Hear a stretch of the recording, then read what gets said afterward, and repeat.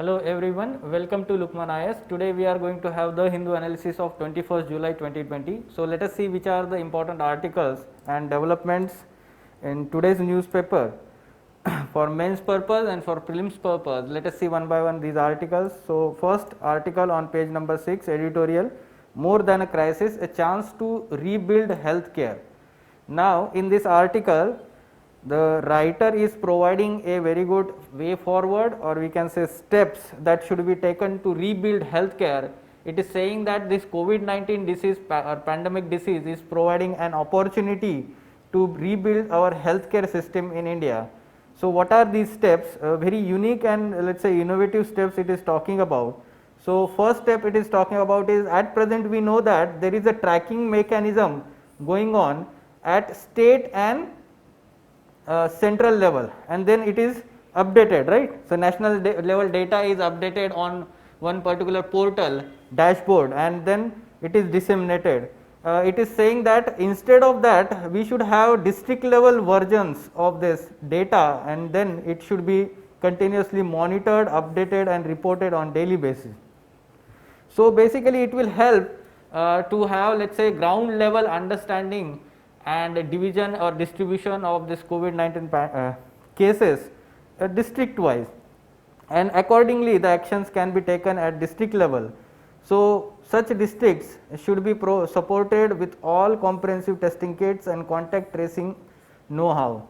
Encouraging district magistrate to use the full range of social support schemes available in the support of district health officer and team, to be able to prevent anyone from facing situations of hunger and economic distress. जैसे कि कोई PDS scheme है या फिर Antyodaya scheme है, ये सारे जो स्कीम्स जो है इसका कम्प्लीटली यूज़ करना चाहिए. डिस्ट्रिक्ट मैजिस्ट्रेट को हम encourage कर सकते हैं उस पर, और बोल सकते हैं कि proactively they should deal with it. Third, it is talking about testing capacity in district can be scaled up dramatically by co-opting the science department of every college and university. ये एक यूनिक स्टेप इन्होंने बताया कि जो भी हमारा resource development है at district level, जो कॉलेजेस और यूनिवर्सिटीज़ होते हैं जहाँ पे केमिस्ट्री के लैब्स होते हैं, बायोलॉजी के लैब्स होते हैं, ठीक है, तो वहाँ पे इंफ्रास्ट्रक्चर पहले से बना हुआ रहता है. तो why we should not let's say use this infrastructure at district level from these colleges and universities, and then it will help to increase the number of tests for this COVID disease. Okay, so you can write such thing. Next is freely available quality assured testing can achieve far more. They inspire confidence among the people, encourage early treatment seeking behavior. So basically quality and freely available tests, this is very important. What happens is at present what happens is, we know that because of test or testing which is being very costly, हम देखते हैं कि 4,000 4,500 का वो test का एक price है, ठीक है, कॉस्ट है. तो उसकी वजह से क्या होता है, जो गरीब लोग होते हैं, हम बोलते हैं जो मिडिल क्लास इनकम है इनका, या फिर लोअर मिडिल क्लास है, या फिर पुअर बैकग्राउंड से है, तो वो ये अफोर्ड नहीं कर पाते, ठीक है. और उसकी वजह से क्या होता है, दे do not have let's say any incentive to report all these things, let's say COVID-19 we have symptoms or anything like that. Okay, so they have some household treatment like that, buy over the counter tablets and medication.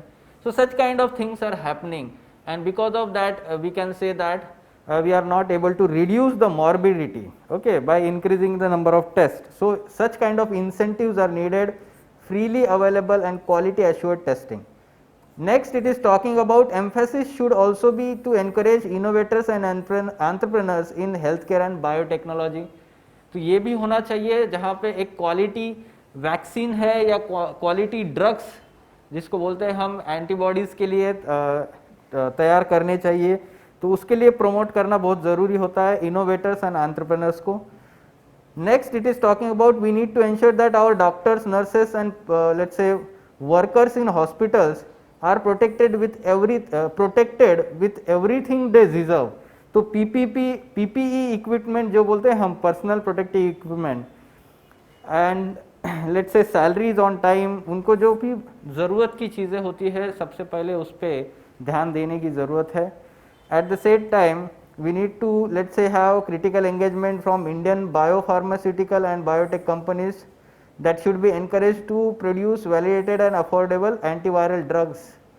ठीक है, तो ऐसे हमें ये steps हम बोल सकते हैं कोविड-19 को डील करने के लिए ये लेने चाहिए, और हमारा हेल्थ केयर सिस्टम अपने आप इसकी वजह से इम्प्रूव होगा. ठीक है, so what kind of question we can expect here? COVID-19 pandemic provide an opportunity to rebuild the healthcare system in India. In the light of statement suggests the effective measures for strengthening healthcare sector in India. Okay, so these points can be written, some innovative points are there, we can take input from that. Moving on, next article, editorial, page number 6, rule of mob. आपने recently एक news सुनी होगी जहाँ पे आसाम में mob lynching की case हुई है. Second case in the same month, we can see that let's say even it was reported from Assam, and we know that NCRB data of, let's say, 2017, it suggests that Assam is having one of the highest crime rates in the country. तो ये इसके बारे में हम बोल सकते हैं कुछ गवर्नेंस है या फिर रूल ऑफ लॉ की बात होती है, या फिर हम जब एथिक्स में बात करते हैं तो लैक ऑफ ह्यूमन वैल्यूज़ की बात होती है. ठीक है, तो ये सारी चीज़ों में आप इसका यूज़ कर दीजिए. ठीक है, मॉब लिंचिंग यहाँ पे दिखा है, देखिए आप, lynching points to the breakdown of rule of law in several state. तो जब भी टॉपिक उस रिलेटेड है तो आप एग्जाम्पल देना चाहिए मॉब लिंचिंग का, और आपने उसका एक एनालिसिस करना चाहिए. You can see some statements, some arguments in this article. Such killings points to lack of faith in rule of law leading to general lawlessness. ठीक है, ये एथिक्स में आप लिखिए. Various standards of prosecution of crimes across the country are and further challenges to the rule of law. A spike in mob lynching in recent years, often incited by malicious dissemination of false accusation of, देखिए reasons क्या क्या है, cow slaughter है, kidnapping of children and theft. ऐसे reason जो है, fake news जो है सोशल मीडिया पे स्प्रेड हो जाती है, लोग पैनिक हो जाते हैं, and then there is a mob behaviour that we can see having some kind of aggression resulting into, let's say, violence, harming the person, and sometimes into death also. Lynchings are abomination that must have no place in democratic society like India. Lynchings are uniquely unsettling development of governance. ये देखिए सारे ये जो words हम बात कर रहे हैं ये यहाँ पे लिखे हुए हैं. ठीक है, तो आप उस पे यूज करना है. While an act of mob violence is itself sign of failure of law enforcement, it is committed that apparent consideration that there can be no legal recourse. ठीक है, तो जैसे कि उनको लगता है कि अभी कोई इसका लीगल सॉल्यूशन नहीं है, और इसलिए वो डायरेक्टली एक्शन ले लेते हैं, लॉ को हाथ में लेते हैं. तो आपको पता है सिंघम में डायलॉग क्या था? सिंघम में जैसे पता है आपको, अजय देवगन बोलता है जो कानून अपने हाथ में लेता है तो वो कानून के उसके हाथ तोड़ देता है. ठीक है, तो कहीं ना कहीं हमारे यहाँ पे वो एक फियर नहीं है लॉ एनफोर्समेंट एजेंसी का, पुलिस का. तो वहाँ पे आगे वही बात चल रही है. ठीक है, कि in pathological subversion of principles the police inaction in cases of mob violence is reciprocated by an apparent public sanction of extrajudicial punishments by the police. ठीक है, तो यहाँ पे पुलिस इनएक्शन दिखाई देती है. Mob violence indeed defames the country and there must be stringent intervention by the police to bring end to this. Political leadership also has role to play in the questioning the social consent that allows mob violence. ठीक है, तो political leadership वो एक social influence and persuasion रखते हैं, society में एक responsible position पे होते हैं. People listen to them and that's why they have this responsibility to address the people. They should question the social consent that allows such kind of inhuman acts. ठीक है, तो आप ये इनपुट्स लीजिए जब भी क्वेश्चन आता है इस टॉपिक के ऊपर. तो किस तरीके से क्वेश्चन आ सकता है ये देख सकते हैं आप, एथिक्स में ऐसे क्वेश्चन आ सकता है। Human values along with ensuring rule of law can be a strong antidote for incidences like mob lynching। ठीक है, तो यहाँ पे आपको डिस्कस आ सकता है या फिर आर्ग्यू आ सकता है, एलाबरेट आ सकता है। ठीक है, moving on, next article, new e commerce rules 2020 have been are going to be notified, not yet but are going to be notified under Consumer Protection Act 2019। ठीक है, तो ये आपको चीज़ पता होनी चाहिए। इसमें कुछ चीज़ें, कुछ फैक्चुअल चीज़ें हैं कि प्रोविजंस क्या क्या है, तो आपको पता होना चाहिए। ये इकोनॉमी के लिए सेक्शन GS3 इकोनॉमी पार्ट जो है, तो वहाँ पे आपको ई कॉमर्स से रिलेटेड क्वेश्चन आ सकता है। rather we can say that these are specific mandatory guidelines। अब तक मैंडेटरी गाइडलाइंस नहीं थी, अब तक सिर्फ एडवाइजरीज थी। Now we are going to have mandatory guidelines, mandatory rules for e commerce entities in terms of let's say consumer protection. तो यहाँ पे बहुत सारी चीज़ें हैं, like they have to mention the country of origin, they will have to provide details related to all these things, or e-commerce platform have to acknowledge the consumer let's say complaint within 48 hours and then disperse it let's say give solution in within 1 month of receipt। they should appoint a grievance officer for consumer grievance redressal। तो ये सारी चीज़ें जो है आपको factual है, अगर direct question आता है तो आपको एनलिस्ट करना है बस। ठीक है, जब ये नोटिफाई होंगी तो ये फिर से न्यूज़ में आएगा, अब फिर से कुछ डिटेल गाइडलाइंस आती है, रूल्स आते हैं, तो हम उसको फिर से डील करेंगे। Fine, so you have note of this some factual aspects also. Moving on, next article, UK vaccine prompts protective immune response. आज की ये हम बोल सकते हैं कि सबसे इंपॉर्टेंट न्यूज़ है, प्रीलिम्स पर्सपेक्टिव से आप इसको ले सकते हैं। ठीक है, तो ऑक्सफोर्ड यूनिवर्सिटी में यूके में एक्सपेरिमेंटल कोरोना वायरस वैक्सीन जो है उसके रिजल्ट्स काफ़ी अच्छे हैं अर्ली ट्रायल्स के। तो उस वैक्सीन का नाम क्या है, CHADOX1NCOV19। Little bit difficult to let's say remember, but याद रखने की ज़रूरत नहीं है। बट ये किसने डेवलप किया हुआ है, ऑक्सफोर्ड यूनिवर्सिटी ने। तो ये एक क्या करता है, ये हमें रिजल्ट्स में पता चला है कि it produced a dual immune response. Dual immune response मतलब क्या है, यहाँ पे दोनों चीज़ें दिख रही है कि टी सेल रिस्पॉन्स भी है और एंटीबॉडीज भी प्रोड्यूस हो रही है। ठीक है, तो कहीं ना कहीं एक अच्छा है, एक पॉजिटिव डेवलपमेंट है वैक्सीन डेवलपमेंट के रिगार्डिंग। ठीक है, तो आप इसको ध्यान रख सकते हैं, याद रख सकते हैं। ठीक है, so moving on, next article, warships meet US strike group. Now this is unique development in terms of let's say internal security or international relations। We can say that a passage exercise PASEX was conducted between Indian Navy and US Navy USS Nimitz aircraft carrier। आपको हमने कुछ दिन पहले एक development बताया था जहाँ पे एक साउथ चाइना सी में क्या होने वाला था, एक्सरसाइज होने वाला था US के नेवल कैरियर्स का। ठीक है, और उसके बाद अभी वो रिटर्न जा रहे हैं कैरियर्स। अब जो रिटर्न जा रहे हैं तो वो स्ट्रेट ऑफ मलाक्का से पास होंगे, वहाँ से नज़दीक क्या है, हमारे अंडमान एंड निकोबार आइलैंड्स है। And from there the Indian navy is having a passage exercise. Passage exercise मतलब वो वहाँ से पास हो रहे हैं। ठीक है, वहाँ पे क्या बोलते हैं हम उसको, बुला के वहाँ पे कोई बायलैटरल एक्सरसाइज नहीं हो रहा है। ठीक है, rather it is having some kind of let's say हम बोल सकते हैं कि उसको एक इंटर ऑपरेटिविटी है या फिर ट्रेनिंग है, इस तरीके से कहीं ना कहीं वहाँ पे एक्सरसाइज किया जा रहा था, तो उसके रिगार्डिंग ये बात चल रही है।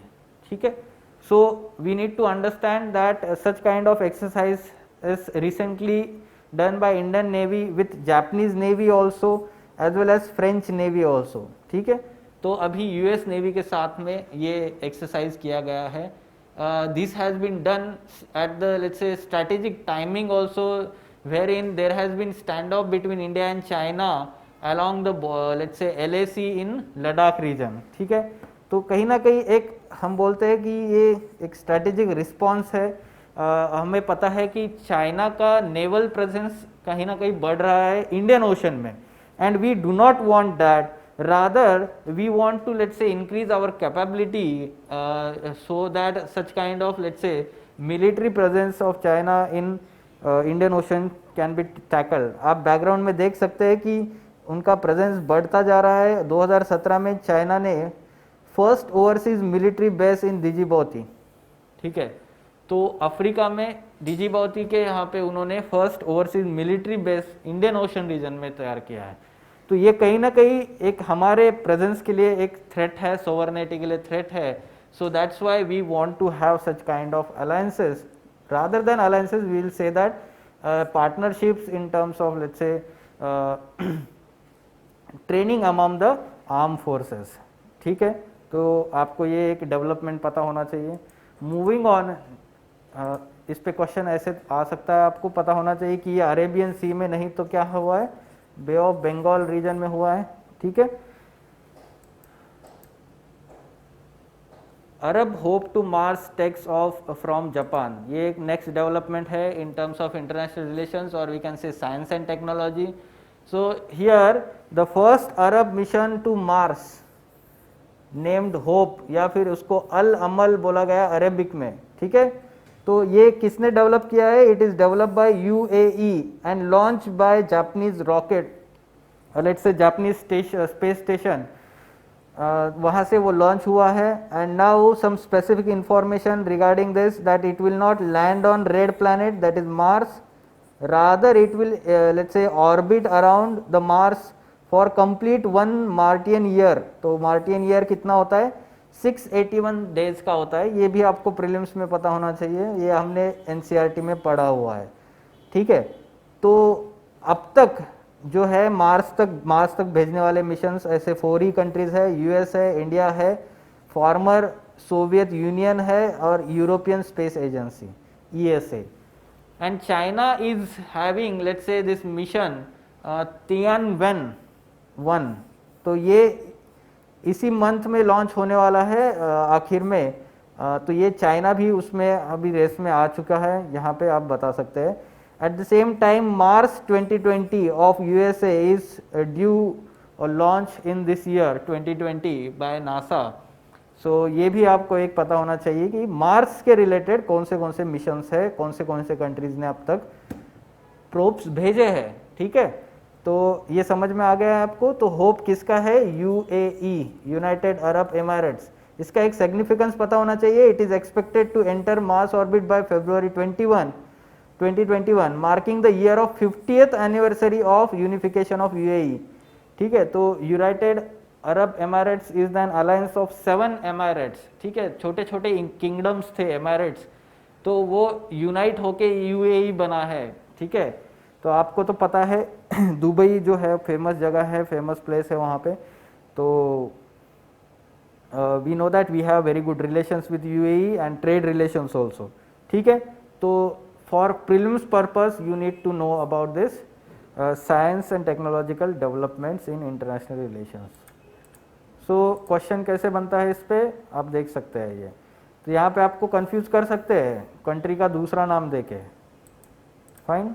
So moving on, lastly the captions and quotations. तो ये आपने देखा है कि मॉब लिंचिंग का जो एडिटोरियल था, तो उसके रिलेटेड कुछ स्टेटमेंट है। Lynchings are uniquely unsettling, derailment of governance, या फिर डेमोक्रेटिक सोसाइटी में ये नहीं होना चाहिए, they do not have any place in democratic society. ऐसे आपने स्टेटमेंट आंसर में लिखने चाहिए, ठीक है। तो एथिक्स या गवर्नेंस पे कुछ क्वेश्चन आता है या फिर एस्से आता है, तो आपने इस तरीके के स्टेटमेंट डायरेक्टली आंसर में यूज करने चाहिए, fine. So this was about today's the Hindu newspaper. For further information regarding editorial discussion classes, wherein in-depth analysis of all these articles is done by Ansari sir and team, you can contact Lukman IAS. Thank you.